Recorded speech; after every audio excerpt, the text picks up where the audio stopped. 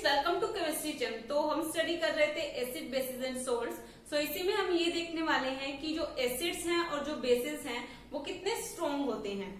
सो अभी जैसे कि हमने बात की, एसिड्स और बेसिस को हम डिफरेंटली डिफरेंशिएट कर सकते हैं कि ये एसिड है, ये बेस है, with the help of indicator.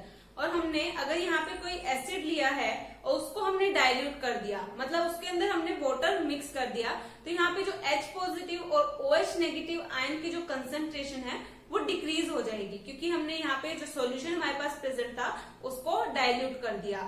तो हम क्या यहाँ पे ये बता सकते हैं कि जो यहाँ पे आयंस प्रेजेंट है, like H positive ion present है और OH नेगेटिव आयन प्रेजेंट है, तो उनकी यहाँ पे कंसंट्रेशन कितनी है क्या, या फिर हम यहाँ पे ये जज कर सकते हैं कि यहाँ पे कौन सा स्ट्रॉन्ग एसिड है और कौन सा वीक एसिड है, या फिर कौन सा स्ट्रॉन्ग बेस है और कौन वीक बेस है।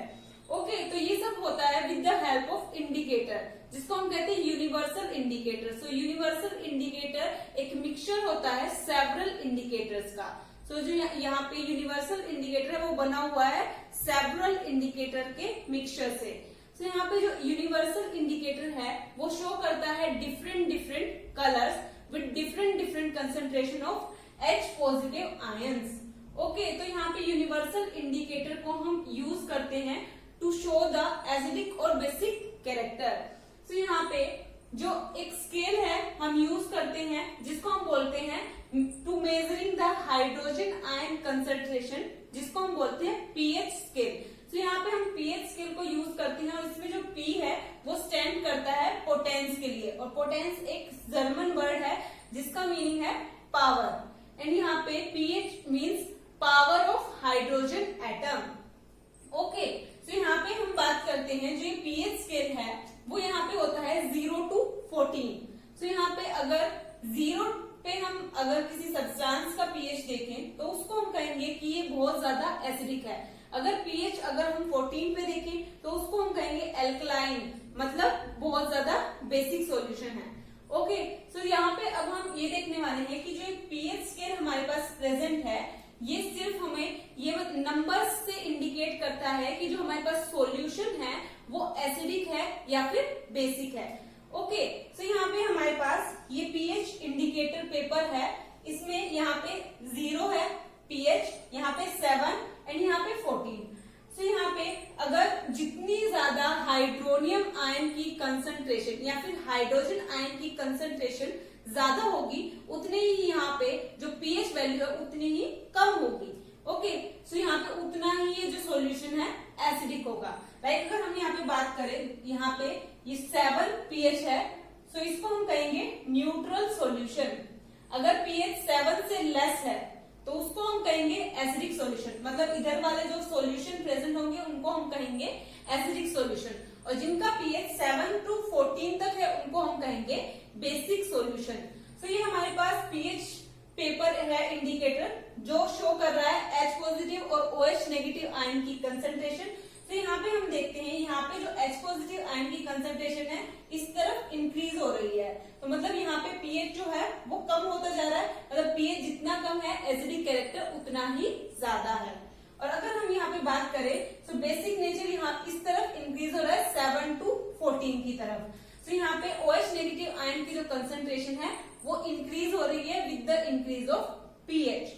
ओके, तो नेचर भी हम इसी तरीके से बता सकते हैं जैसे कि H आयन की कंसंट्रेशन इस तरफ इंक्रीज हो रही है और यहाँ पे H आयन की कंसंट्रेशन डिक्रीज हो रही है, इसीलिए ये जो सॉल्यूशन है इधर की तरफ बेसिक है।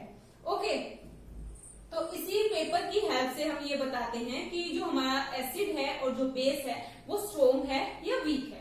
ओके, तो हम अब जनरली क्या कहेंगे, हम जनरली ये कहेंगे कि अगर यहाँ पे हमारे पास कोई सॉल्यूशन प्रेजेंट है, अगर उसके अंदर ज्यादा H पॉजिटिव आयन की कंसंट्रेशन है तो उसका पीएच कम होगा और उसको हम कहेंगे स्ट्रॉन्ग एसिड, मतलब जितनी ज्यादा कंसंट्रेशन होगी H पॉजिटिव आयन की वो उतना ही ज्यादा स्ट्रॉन्ग एसिड होगा। ओके, अब हम बात करते हैं वीक एसिड की। तो यहाँ पे जितने कम H पॉजिटिव आयन होंगे तो उतना ही वीक एसिड होगा। अब ऐसे ही हम बेस के लिए भी कह सकते हैं, जितनी ज्यादा यहाँ पे कंसंट्रेशन होगी OH नेगेटिव आयन की उतना ही सॉल्यूशन हमारा बेसिक होगा। अगर हम यहाँ पे ऐसा बोले कि जो हमारा सॉल्यूशन जो क्वांटिटी है वो कम है, तो उसको हम कहेंगे वीक बेस। तो अब हम यहाँ पे राइट कर लेते हैं।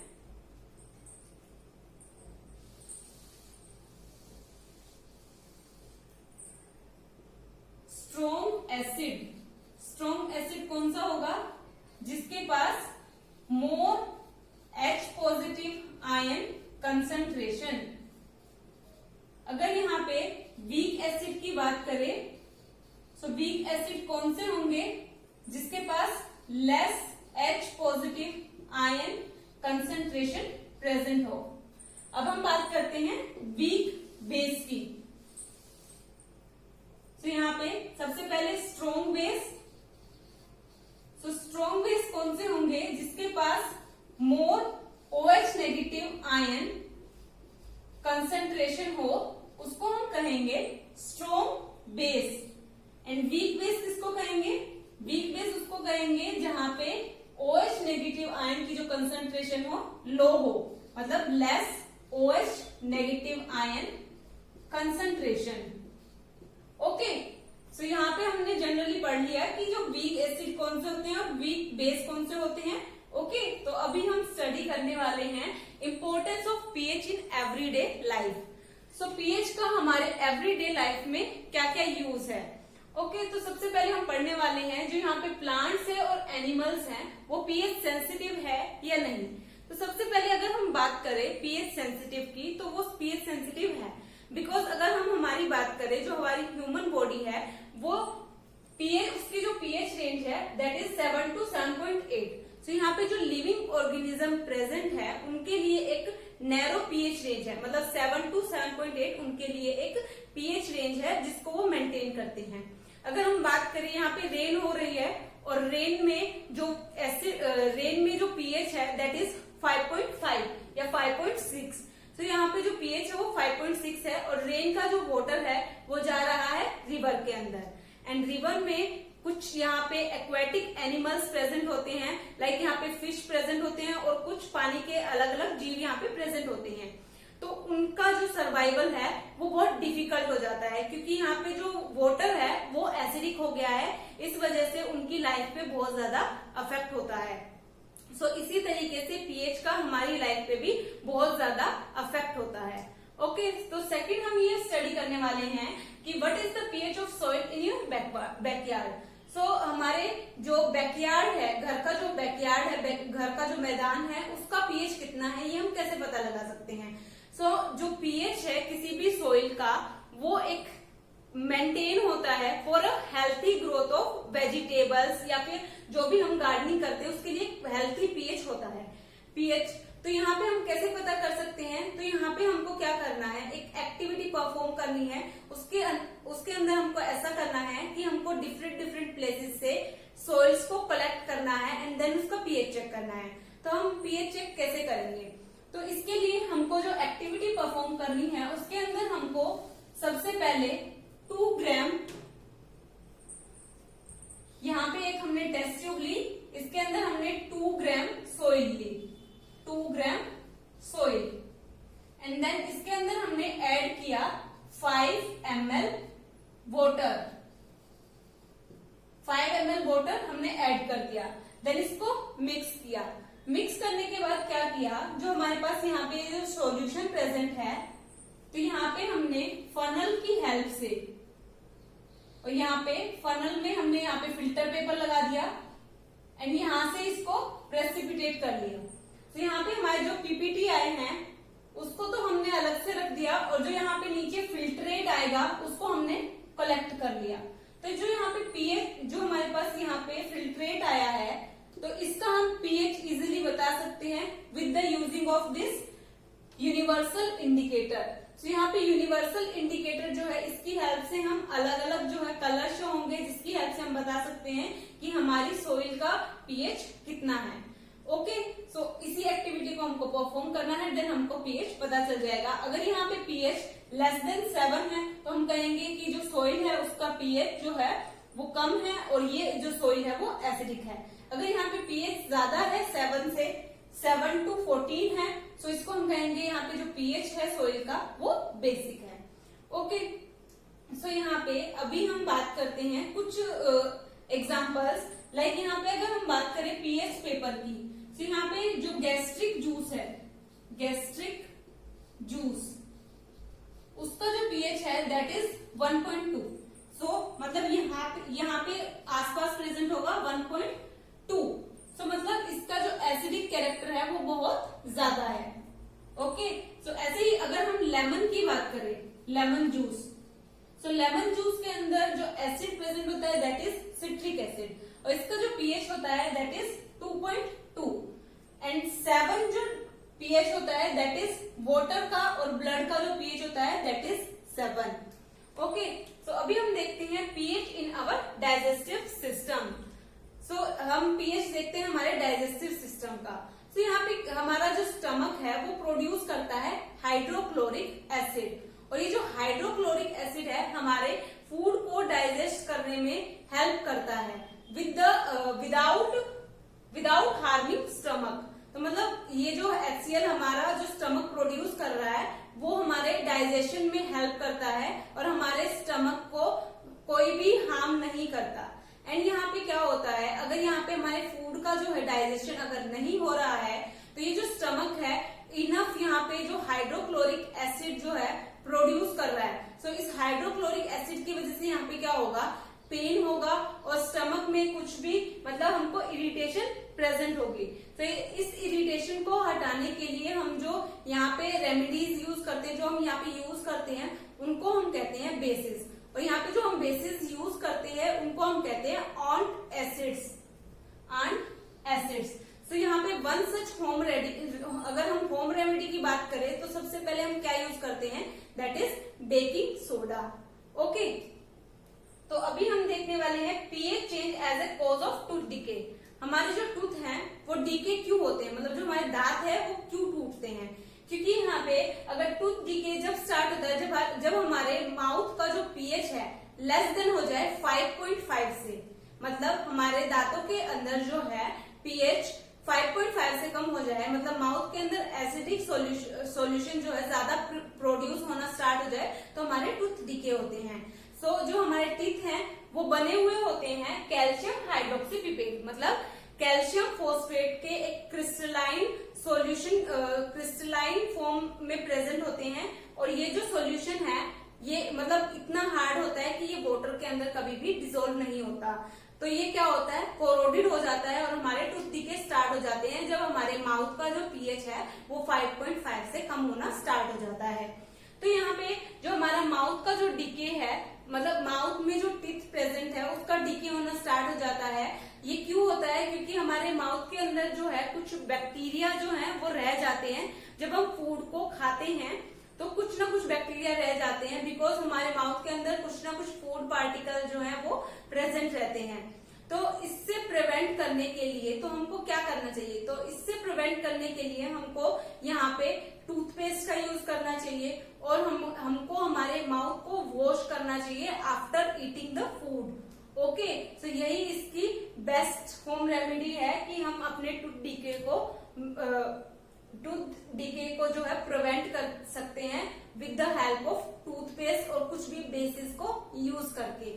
ओके, सो अब हमारा जो नेक्स्ट क्वेश्चन है दैट इज, जो यहाँ पे एनिमल्स और जो प्लांट्स हैं वो सेल्फ डिफेंस कैसे करते हैं with through the warfare, chemical warfare के थ्रू प्लांट्स एंड एनिमल्स अपने आप को कैसे सेल्फ डिफेंस करते हैं। तो सबसे पहले यहाँ पे आपने हनी बी देखी होगी। हनी बी मतलब मधुमक्खी को। तो मधुमक्खी क्या करती है, अगर हम उसको कुछ भी टच करने की कोशिश करते हैं तो वो हमारे ऊपर जो है स्टिंग करती है, मतलब वो हमको डंक लगाती हैं। तो उससे क्या होता है कि उनके डंक में जो एक एसिड प्रेजेंट होता है दैट इज मिथेनोइक एसिड। तो यहाँ पे जो ये मिथेनोइक एसिड है वो हमको कॉज करता है इरिटेशन एंड पेन।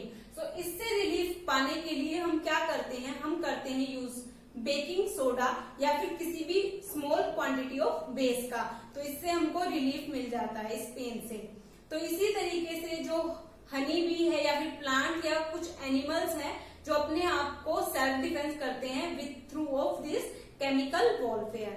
सो अब हम यहाँ पे कुछ एसिड्स देखने वाले हैं जो नेचुरली प्रेजेंट होते हैं। अब हम उनमें ये देखेंगे कि उनके अंदर कौन कौन से एसिड्स जो हैं वो प्रेजेंट होते हैं। सो सबसे पहले अगर हम यहाँ पे बात करें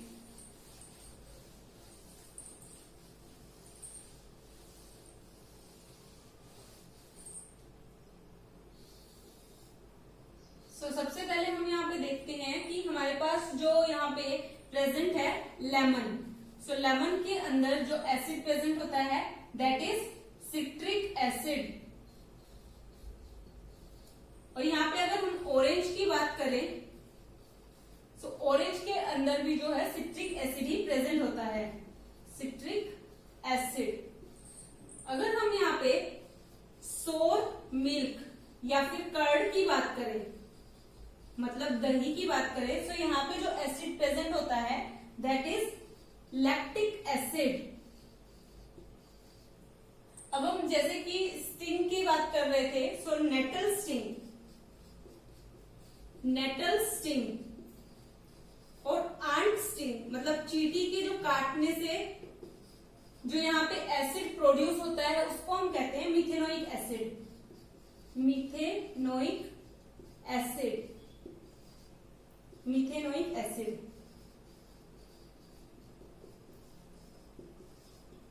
ओके, सो अभी हम सॉल्व करने वाले हैं कुछ क्वेश्चन आंसर। सो सबसे पहले मैं क्वेश्चंस को राइट कर लेती हूँ, देन सो अभी हम सॉल्व करने वाले हैं कुछ क्वेश्चन। सो फर्स्ट क्वेश्चन है, you have two solution A and B, the pH of solution A is 6 and pH of solution B is 8, which solution has more hydrogen ion concentration, which of this is acidic and which one is basic. तो सबसे पहले हमको ये बताना है कि कौन से सॉल्यूशन की जो है हाइड्रोजन आयन कंसंट्रेशन सबसे ज्यादा होगी और कौन सा सॉल्यूशन एसिडिक है और कौन सा सॉल्यूशन हमारा बेसिक है। सो इसको सॉल्व करने के लिए अभी हमने जैसे कि स्टडी किया, जिसका पीएच लेस देन 7 होता है उसको हम बोलते हैं एसिडिक सॉल्यूशन। तो यहाँ पे जो सॉल्यूशन ए प्रेजेंट है हमारे पास, सॉल्यूशन ए, तो यहाँ पे जो इसका पीएच है दैट इज 6, तो इसको हम कहेंगे एसिडिक सॉल्यूशन, क्योंकि यहाँ पे जो पीएच है लेस देन 7 है। अगर हम सॉल्यूशन बी की बात करें, तो यहाँ पे हम सॉल्यूशन बी की बात करते हैं, सॉल्यूशन बी का जो पीएच है दैट इज 8 और इसको हम कहेंगे बेसिक सॉल्यूशन। ओके, तो अब हम यहाँ पे बात करते हैं हाइड्रोजन आयन कंसंट्रेशन की। तो जितना ज्यादा पीएच होता है उतना ज्यादा बेसिक होता है सॉल्यूशन, और जितना कम पीएच होता है उतना ज्यादा यहाँ पे कंसंट्रेशन हाइड्रोजन आयन की ज्यादा होती है। मतलब यहाँ पे एसिडिक सॉल्यूशन है तो यहाँ पे हाइड्रोजन आयन की जो कंसंट्रेशन है वो बहुत ज्यादा होगी। तो यहाँ पे हम लिखेंगे more hydrogen ion concentration, ion concentration then solution, solution B. Okay, so ये हो गया हमारा फर्स्ट क्वेश्चन का आंसर।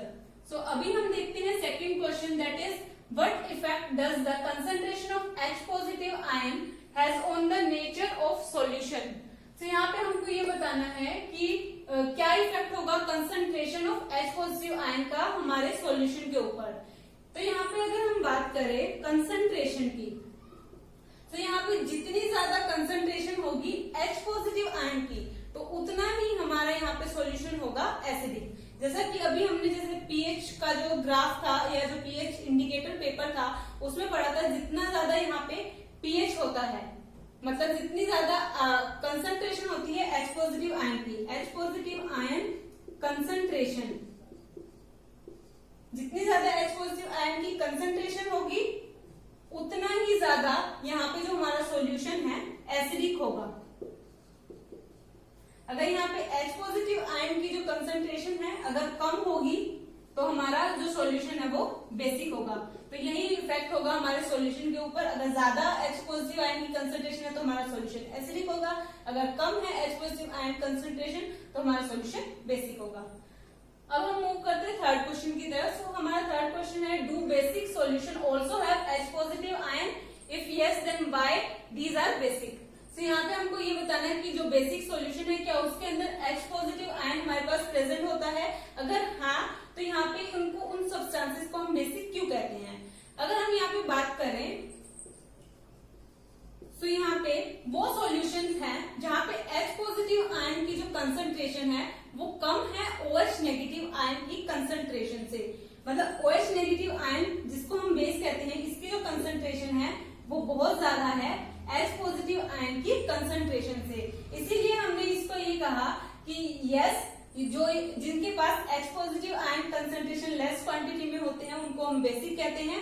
तो यहाँ पे यही रूल होता है कि यहाँ पे जो OH नेगेटिव आयन की जो कंसंट्रेशन है बहुत ज्यादा होती है।